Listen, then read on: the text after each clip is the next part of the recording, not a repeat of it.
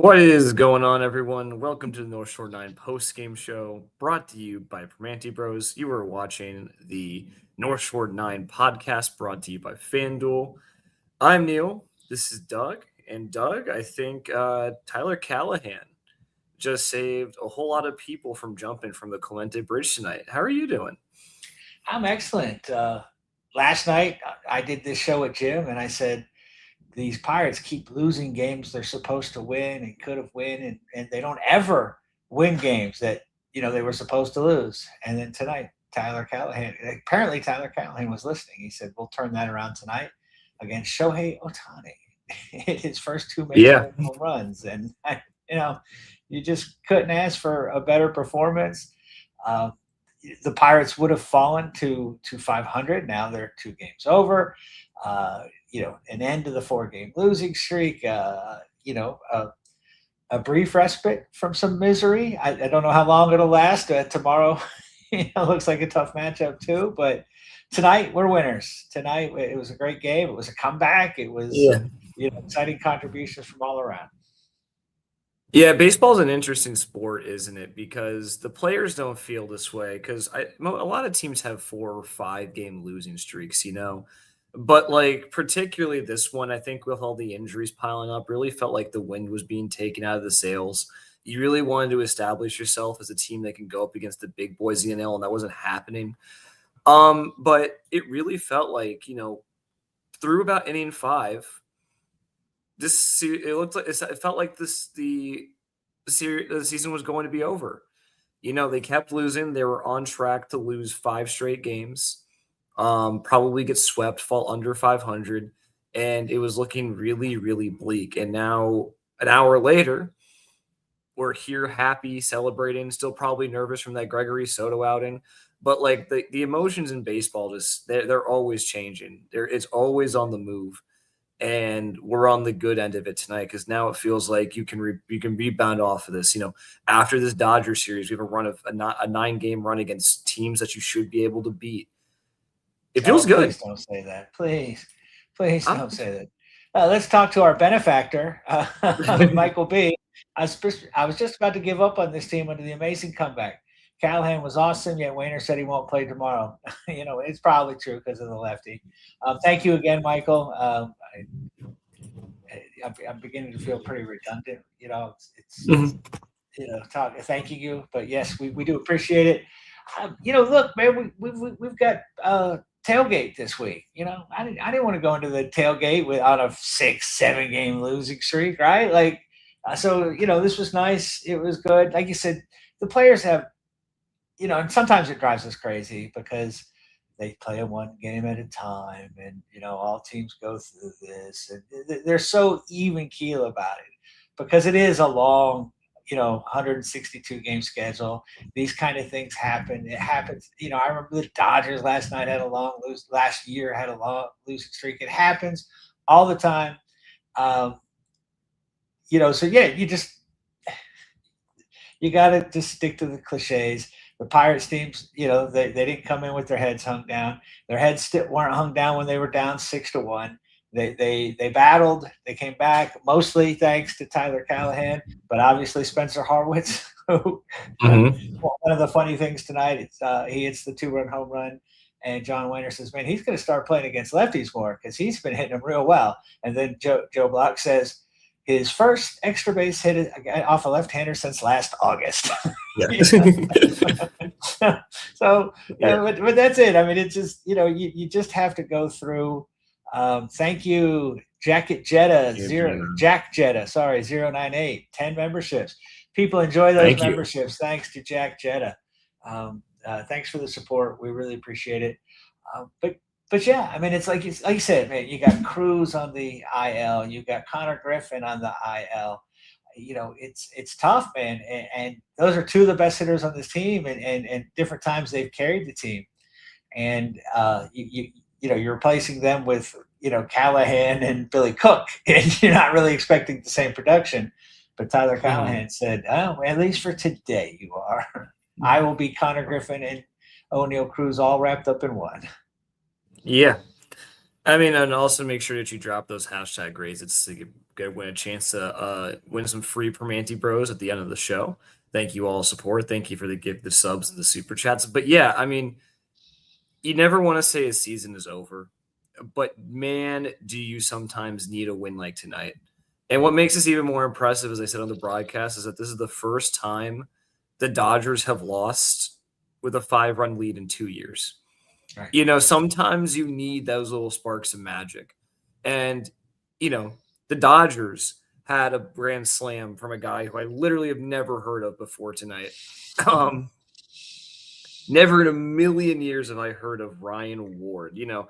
And so one of the most teams, piratey things, right? You get I'm just saying I'm just saying good teams, and if the Pirates aren't a good team yet, they need a bullpen to get there. But like good teams have these guys come in throughout the season and contribute in little ways. And Tyler Callihan, of course, is going to be the hero of tonight. He deserves to be the hero of tonight. I mean, his first career Major League home run is a nuke into the river. It's very close to the longest home run hit this season. I think it's just 10 feet short of athletics catcher Shea Langeliers. Shea Langeliers. I was going to pronounce it French like, and I remember it's not like that. So just like you need. Thank you, Sean Hooper. Sorry, Sean Hooper just gifted 20. 20. Michael, thank you again for the $5. Lowe was benched all of April when lefty started. Now he starts regardless and hits lefties. Horwitz needs to play every game. Can't afford not to. Yeah, I mean, I feel like, you know, especially with that knee scare, you got to be careful of Lau. But you really do. You have to be careful with him. You have to rest him up because he's a fragile guy. Yeah, he's not a 162 game player, right? I mean, hardly anybody is now, but I mean, no, he's not a 140 game player. Yeah. So I think, you know, but I mean, he's so integral to this team. And that's where if we're going to start talking about the game, we should let's start with the offense because, I mean, we'll get to the pitching, but really, I was feeling a little bad. I was going to talk about tonight when we were down 6-1, how ever since I went on that little bit of tangent of how good this Pirates offense was the last time we were on, Doug, the Pirates couldn't score worth anything. Like they were on a real cold streak. But man, did the offense come through tonight. So let's start it off with, of course, our boy Tyler Callihan. He hits a ball 400 plus feet in over out of the park. Into the river on a bounce. What a hit, and what a hit off of one of the best pitchers in baseball. Right. I mean, you don't draw it up much better than that, right? His first home run is against Shohei Ohtani, who, based on the narrative, how things are going now, is probably going to be the Cy Young winner. Certainly going to be the MVP. But I mean, Christopher Sanchez, there's some other guys, obviously. Paul Skeens. I'd give it to Sanchez right now, but that's semantics. Yeah, right. Exactly. But it's, I mean, again, Shohei Ohtani is one of the best players who have ever played a baseball game. And you get your first home run off him and you jack it into the river, right? And, I mean, how exciting that must be. What a great feeling. Like, again, when you're playing in your backyard and you hit a home run, it's not off, you know, you're an imaginary home run. It's not off, you know, Carmen Mlodzinski, right? You know, that's not the guy. You're like, no, it's off Justin Verlander, it's off Max Scherzer, it's off Shohei Ohtani, right? I mean, how exciting that must have been. And good for him. And that wasn't even the best thing he did all night. No. I mean, no, and it was really needed because that's when the Dodgers scored 2 runs off Jerry Jones, knocking Jones out of the game. And it was something you really, really needed, right? You needed to get a run back. You need to make this close because with how cold the offense had been before the 7th inning and over the last week or so, you really needed to start climbing back and like making this close because this easily, I mean, it did snowball. The Pirates happened to make a great comeback. But like in that moment, you're like, okay, you steadied the ship. Carmen Mlodzinski's coming in. He's been pretty good in this reliever role. The Pirates have a real shot here. Now that got blown up in the 6th inning. So do you just want to go through do you want to go through the offense first, or do you think this is something we should go back and talk chronologically? Let's go chronologically. Let's go through the game. Okay, sure. Yeah, it might be a chronological game. So yeah, I don't want to talk Jared about Jones quite yet. Yeah, Jared Jones started tonight for the Pirates. four innings, 3 hits, 2 runs, 4 Ks, and a walk. I think he was unlucky to give up 2 runs tonight. I thought he looked pretty solid. It's clear they're still building up his pitch count. He exited 75 pitches. I don't know. I think it was a pretty solid performance from Jones. I think if you let him keep going, he probably goes 5 innings, 2 runs. And that's something you take every day, especially from a guy who's still trying to build back up to where he's at. But he does give up those 2 runs. He gives up a double to Max Muncy, and Kyle Tucker knocks in Muncy with a single. Again, I think he was better than the stat line shows. Yeah, I mean, again, it is the Dodgers. They are pretty good. Max Muncy and Kyle Tucker are names you've heard of. I mean, it's yeah. I mean, again, he doesn't look great. He doesn't look lights out or anything, but he's coming back from more than a year, of not pitching. So it's not going to happen overnight. He's not Paul Skeens. He stormed onto the scene. His first 9 starts, it was fantastic, but since then he's been pedestrian. Some of that due to injury, whatever. So yeah, I mean, we're going to have some patience with him, and again, it just highlights why we need a general manager that would have some sort of sense of urgency and go out and pursue, or whatever. Call up bullpen help. I'm not saying he has have done that. To be fair, he has called up quite a bit of bullpen help. But no, I hear you. I mean, I'll say this: he still has really, really good stuff working. I mean, he generates 11 whiffs tonight over 4 innings. 7 whiffs with the slider. I mean, the slider was really, really working well tonight. I feel like he was able to generally avoid harder contact. I don't know. I feel like, again, you're absolutely right. The Dodgers are a good team and they're just able to manufacture runs, but only 4 hard hit balls. It's not like, I mean, I think James brings up a really, really good point. I mean, that hit from Freddie Freeman where it's in the opposing batter's box, basically, and it still finds its way for a hit that eventually leads to a run. The Dodgers are just a good team, and they're able to manufacture annoying runs like that. But overall, I'm really, really encouraged by what I see out of Jared Jones so far. I'm still meh. I'm to me, he hasn't done any. I don't care about whiffs. I don't care about bad luck. Freddie Freeman's a good hitter. I'm reluctant to say he was lucky. He's just a good hitter. I guess so. I don't know what Jared Jones is yet. You know what I'm saying? It's been a long time since we've seen him be good. He's got great stuff. He's same complaint that I have with nearly every pitcher on the team. Just throw fewer pitchers, go more innings. And then again, his innings were going to be limited to 5 anyway tonight. So he only went 4. That's fine. You thought you had the right guy coming in after him that was going to give you 3 or 4 solid innings. So, plans don't always work out. But yeah, I mean, Jared Jones was fine. And that's all. I mean, I'm not encouraged. I'm not discouraged. We'll just wait and see what happens. Yeah, I just feel like we're selling him a little short because, I mean, he's got decent pitch management, on track for 5 innings, 5 or so, somewhere into the 6th inning in terms of pitch count. He's limiting the walks. He's limiting the hard hit rate. His stuff looks incredible. His fastball slider looks great. He's added multiple pitches that he can throw on top of it. I feel like the results aren't quite there yet, especially with that first time out. But you have to. I feel like just everything under the surface says he's going to be fine, and he's going to be better than what I think he was his first year, where he really ran into a lot of trouble with his 2-pitch mix. I think he's shown improvement, and I'm really excited to see how that develops as he's allowed to pitch more. Yeah, I mean, you know me. I'm just an old dinosaur. I believe in results more than, well, gosh, it was an out, but it was a hard hit out. Gosh, he those 3 pitches, he had 2 whiffs. The other one was a home run, but those whiffs were certainly impressive. That's a 67, % whiff percentage. And it's just stuff like that does not, I don't buy into as much as everybody else. In the end, I want to see results. His ERA is 4.73. He pitched 4 innings. again, a lot of that out of the control. Our bad defense has not helped him this year. Has not helped any of our pitchers. So, you're right. I mean, you're right. So far, it looks good. It's encouraging, I suppose. I guess I am a little encouraged. I mean, he's that's his third start this year, I think. Yeah. Third or fourth. So yeah, hopefully soon he'll stretch out a little and maybe get a little better control of his pitches. And yeah, I mean his slider was great tonight.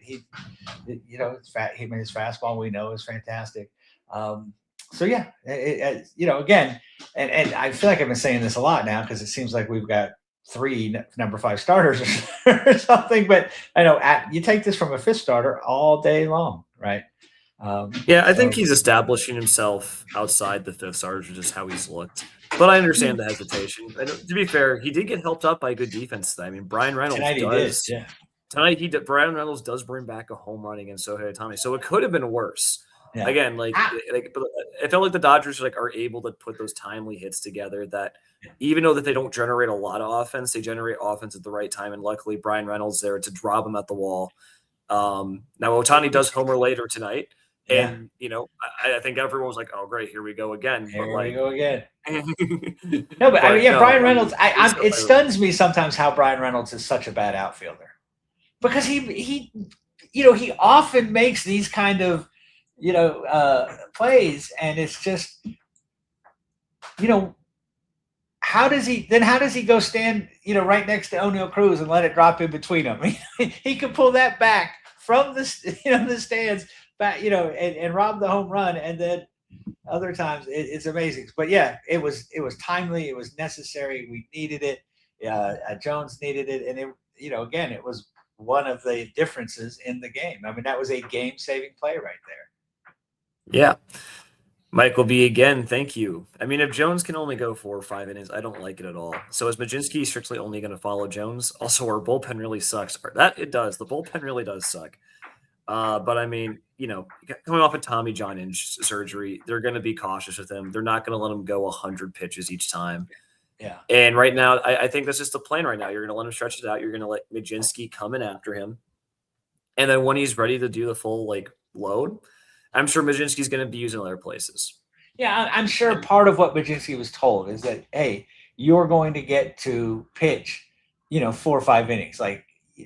Who knows if, hey, we'll try to trade you or whatever. You want to start somewhere, we'll try to get you somewhere else. But so we're going to keep you somewhat stretched out.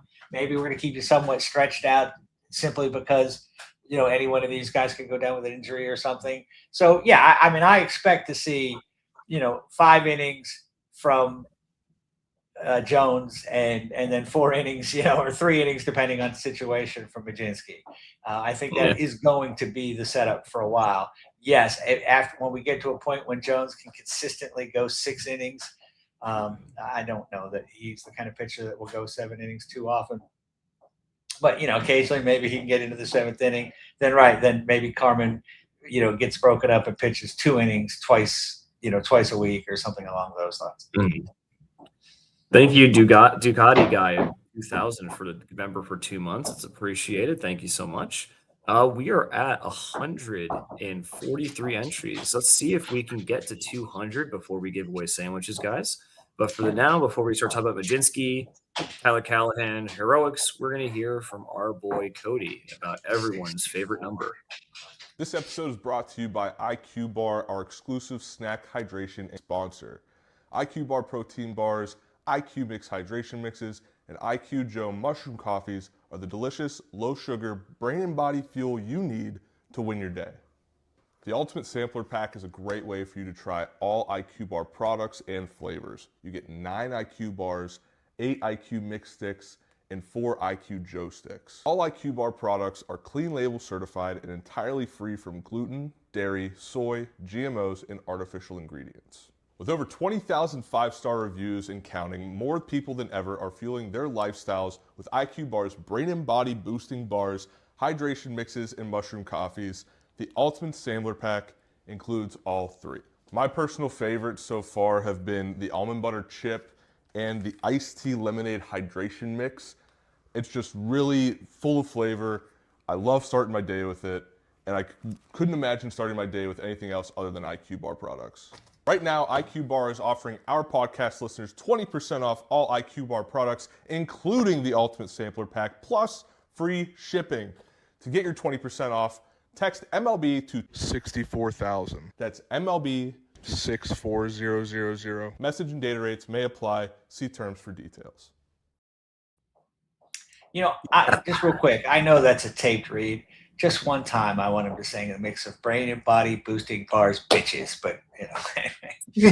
I want just a little more alliteration there. Great job, Cody. Well, you can take it up with the people upstairs who the kind people of video editing. They'll get that straightened out. So vibes were not great. After 5 innings, the team's been on a losing streak. You were encouraged. Maybe you were encouraged, but I was encouraged by Jared Jones. It's 2-1. You're still in this game. And then Carmen Mlodzinski comes into the 4th inning, and Nuke is dropped on PNC Park because, again, Ryan Ward, I don't know where this guy came from. I don't know who he is. Hits a grand slam home run to put the Dodgers up 6-1. And at that point, boy, did it feel like this game was out of reach. And this is going to be another easy win for the Dodgers, limping to 5 straight losses. I was in a bad spot after that grand slam. Yeah, I mean, you were pretty sure that with the way the offense is playing, they weren't going to score 5 more runs. The way the middle relief, the relief pitching was going, they weren't going to hold them to just those 6 runs, that sort of thing. I mean, again, it's sort of a flawed lineup anyway because you don't have Griffin, you don't have Cruz, we don't have catchers that can hit. We don't have DHs that can hit. So, tough. It was a little depressing. The only thing that kept me going is I was packing for my trip to Pittsburgh. And so, I was focusing on the positives. But, and I said, most piratey thing ever, right? He gets Kyle Tucker out. You're like, all right, now you just got to get, this rookie out. Come on, Carmen Mlodzinski, and boom. Again, some guy I never heard of apparently hit 36 home runs last year at AAA. The Dodgers. The Dodgers who draft that. Well, I don't want to go off on another rant about our front office. But the Dodgers are a pretty well run team. I mean, they put together 2/3 of a good team. Unfortunately, the other third is like in a deep sea trench in terms of how much it's sinking the team. I mean, we're not gonna belabor this. This is a happy show, but really rough start by Carmen Mlodzinski. Appearance, like 3.2 innings, 3 hits, 3 walks, 4 earned runs, all of it off the grand slam. Just not his best stuff. He had a couple of good innings in there. Like his 5th inning was pretty solid. Really felt like he steadied the ship, and then the 6th inning, all hell breaks loose. Just not, it's becoming apparent why he's not a starter in this rotation and why Jared Jones is in the pecking order above him. And he also got some help with the defense. Brandon Lau made a great catch on the inning prior to the grand slam. I mean, like I said, it's hard to sympathy for Mlodzinski. Like he's pitching pretty well, but he was pitching like a 5th starter, right? And again, as you said, we expect more than that from Jared Jones. I mean, he's been given plenty of opportunity, right? And we never thought. I mean, last year when he said he wanted to be a starter, we thought, okay, they'll tell him, yeah, you get to start, and he'll open once in a while, whatever. And then they let him start, and it did not work out very well. They put him back in the bullpen. He was elite. And then back this year, boom, he's starting again. And, much of the same results, a good 3 or 4 innings, and then it's just crapshoot. Now, his last 5 starts, I guess he pitched pretty well, but still very, good for a 5th starter, right? And again, we have higher expectations for that for Jared Jones. So we're gonna take a shot every time Doug says "good enough for a 5th starter." Yeah. No, I mean, just disappointing. It's really just so disheartening that we have seen blow-ups from Mlodzinski and Oneil and Soto and Montgomery, and all the guys who were starting to look like they were going to come in and establish themselves as good parts of the bullpen that you don't have to worry about. And in the past week, we have seen all of them get obliterated in some capacity. Yeah, one time. I mean, Sisk. Sisk's ERA is still great, and his numbers still look good. But he comes in with men on. Gives up the hit.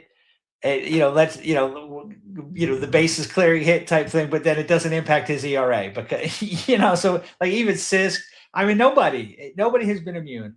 This whole every guy in this bullpen has struggled, suffered. I didn't feel good. 3-run lead, I didn't feel good, especially with Shohei coming up, and then somebody gets on, and he crushes one. And you're like, oh, yeah, like I said, here we go again. We know what's going to happen now, and there's nobody, there's no one in the bullpen to call on, No, we'll get to that though. I mean, like that was just, I laughed out loud. I'll say I laughed out loud when that happened. That's all I'll say. The Pirates do claw their way back though in the bottom of the seventh. They score 2 runs. So 3 runs, I apologize. 3 runs. They get it back to 6-4 after Loud knocks in 2 with a double. And then Bryan Reynolds is the luckiest man alive that Max Muncy just doesn't put his glove on the dirt. And the ball just kind of skips under him, and the Pirates score their 4th run, and now it's 6-2. And I still didn't think we had a prayer after that, to be completely honest, Doug. Like, I knew it was 6-4. We had put 3 runs up, but honestly, I was just so jaded. I'm like, man, that's cool, but now we're just gonna limp to a loss. Like the Pirates have emotionally done damage to me. Yeah. We have post-traumatic, pirate syndrome. I mean, it's just we don't expect the best to happen. We don't expect things to work out, and rightfully so. They've burned us time and time again. I mean, either at 6-4, I mean, at 6-4, if you would ask me what's more likely, the Dodgers score 4 more runs or the Pirates, get another Callihan home run or any home run from anybody, easy, the Dodgers are going to score 4 more runs, right? I mean, that was the more likely scenario. That was the FanDuel bet, so. Yeah. But let's get to it because we're 27 minutes and Tyler Callihan comes in. There's no outs. There's runners on first and second. And he, again, a guy who may never get more than 100 plate appearances as a Pirate, turns this game on his head with another huge home run to right center field, or actually right field, right? No, sorry, Horwitz is one with the right center. But Callihan puts it in the bleachers, 394. Off the bat, immediately, you knew that was gone. I did not mind his pimping one bit. No, he earned it. 100% he earned that moment. Now, I will say that was a crazy gamble to go to the front step of the dugout in a 1-run game with our bullpen. I was like, all right, I'll get back in the dugout. Let's cool, not do man. this. Cool, right? Let's not piss off the baseball gods, right? Yeah, I'm just like, I couldn't. I was like, guys, don't do this. Please don't do but no, he deserved the moment. What a cool moment for a guy of his age who's been grinding for years to make his way into the major leagues. And it's just a special moment for a guy like him. Like, he's 25 years old.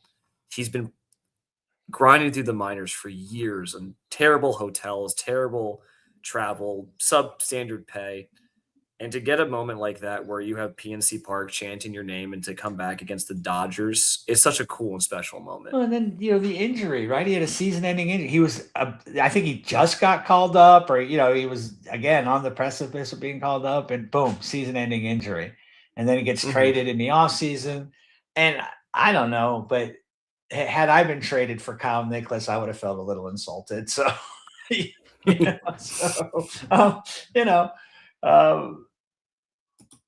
you go. That's what the catches on the field is for. Like, spoilers. That's why we're doing the catch on the field. So we're not trying to give you a great nostalgic moment with your kids. We're trying to find bullpen help.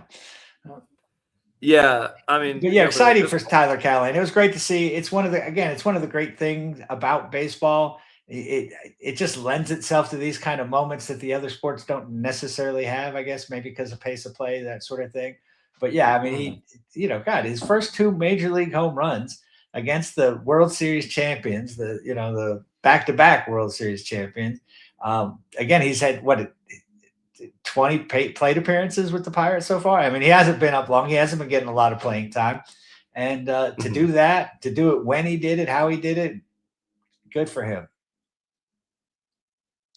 Yeah, and I just think back to, like, just our playoff teams where, like, you would have little bits of guys like, Marlon Byrd contributing to, like, the playoff push, like guys who didn't get to play that much but are going to be part. If there was a DVD or a compilation of the Pirates season, if they make the playoffs, that's going to be in there, and that's going to be that moment's in the highlight reel. Yeah, for sure.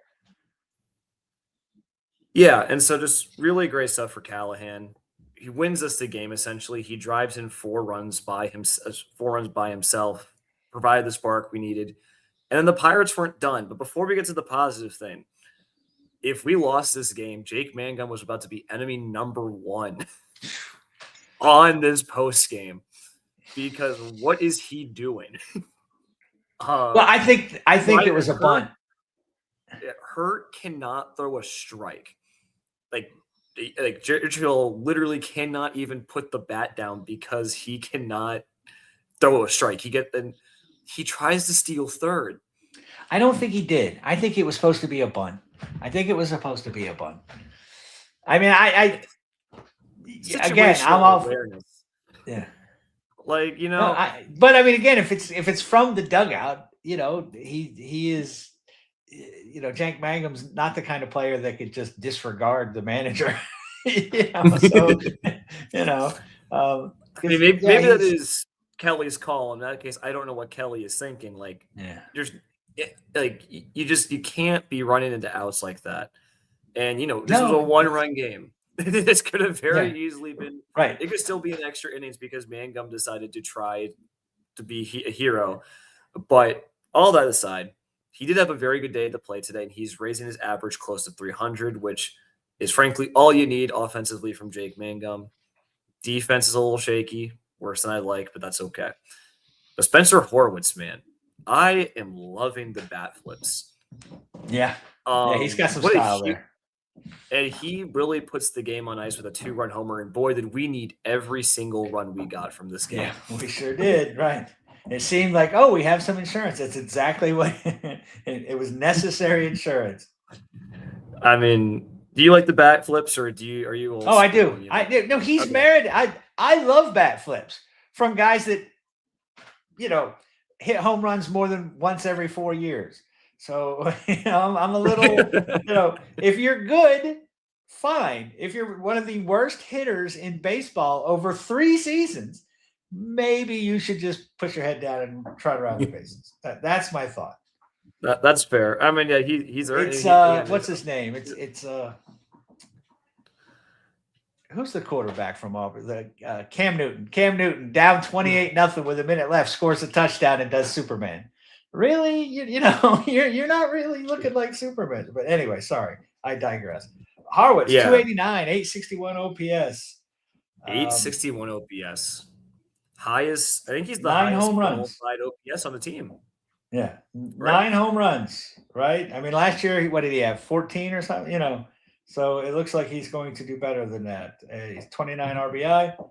Yeah, I mean, Horwitz has been great. What a great trade. Kudos, Ben Cherington. Yeah. You got one right. That was the kind of what started turning it around a little bit. I think JPM's going to poison some trees on Auburn's campus. No, Spencer Horwitz, man, what a player. I mean, I think when we got him, we were talking about really wanting 10, 15 home runs from him. I think that's kind of the expectation. He was never much of a power guy.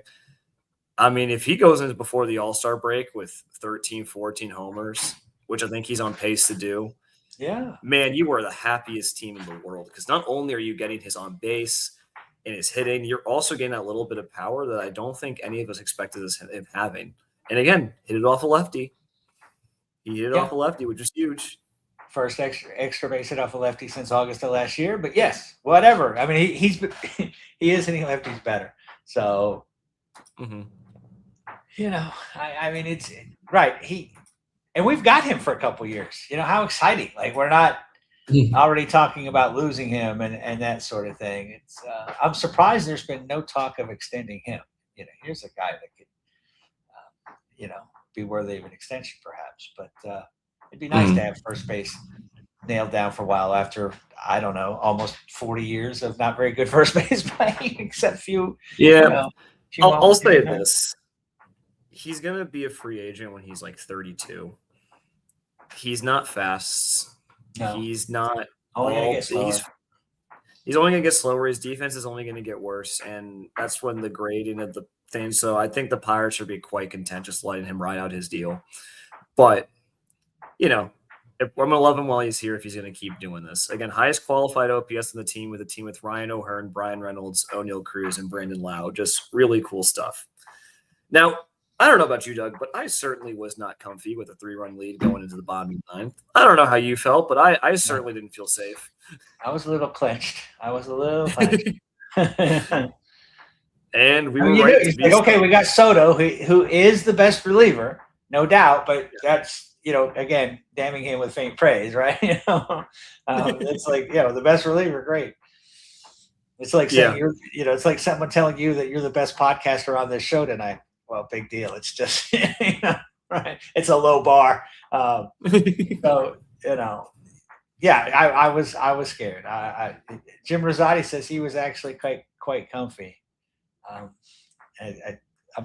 surprised he didn't hit us up with some, you know, FIP or WOBA or XFIP or, you know, something like that to support that. He loves to cherry pick those stats, much like all, you know, statisticians do. Cherry pick the ones that support their argument. But so he comes in, he gets the first guy out, right? He gets the first guy out, and then he. Yeah, I'm not gonna lie. After he got the first guy out and got the first guy out quickly, I was actually pretty calm. And then Shohei Ohtani, right? Then Shohei Ohtani kind of ruins that 2-run homer. But really, after that, the Dodgers didn't threaten. Soto closes the book, and the Pirates get a big 9-8 win. Bullpen's still a disaster. It really is. It's so bad. That's 6 runs given up by the bullpen again tonight.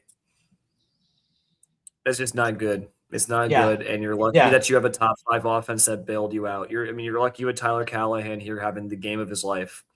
Yeah, it's not sustainable for winning. I mean, it's just not. You know, I mean, as we've seen, right? This team should probably have a record of 10 games over 500 probably by now, based on how well their offense has played, based on what they got from the starters, particularly in the early part of the season. But as you said, every single reliever here has been bad at probably 2 times or another, not just 1 time or another. Like, they've all had some really bad stretches. So, yeah, I mean, they're 35 and 33. They could easily have 45 wins now if the bullpen was just slightly above average. I feel like I'm talking about Brian Hayes. If it could just hit, you know, league average. And unfortunately, we're talking about 8 or 9 players instead of 1 player. Yeah, exactly. All right, Doug, we're 38 minutes in. Should we give away sandwiches? We should absolutely give away sandwiches. So, all right. Get your last second to get your hashtag, raise it while I rattle off. Like, subscribe, join, give us a review, tell somebody about us, join the cult, come to the tailgate this Saturday. And good luck. Good luck. Can we get to 180? Now we're going to go 177. So let's get our 2 winners.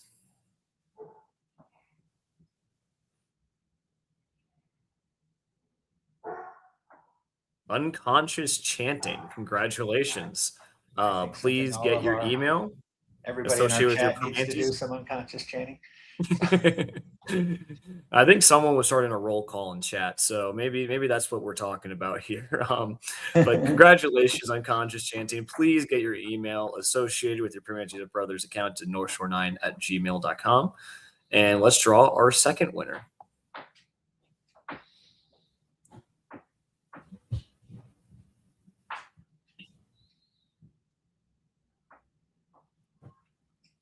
All right, Alex Demzak, 2805. Congratulations. You too, please get your information over to northshore9@gmail.com, and we will give you sandwiches. So good day, Doug. Was really it's a win. A win against the Dodgers. It's a win against Shohei Ohtani. It's a come from behind win. Again, a great performance from Tyler Callihan. Thank you, Spencer, for giving the insurance. Mm-hmm. Now go and win the series somehow. I don't know.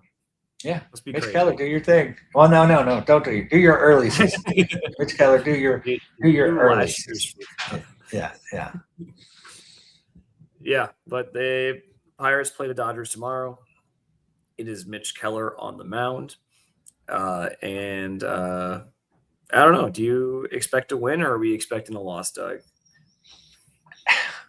My expectations are pretty much, that we're going to lose. The confluence of Mitch Keller, who's been pitching poorly, against a pitcher I've never heard of that's good, that the Pirates will make look like, vintage Cy Young, and our bullpen, it's hard.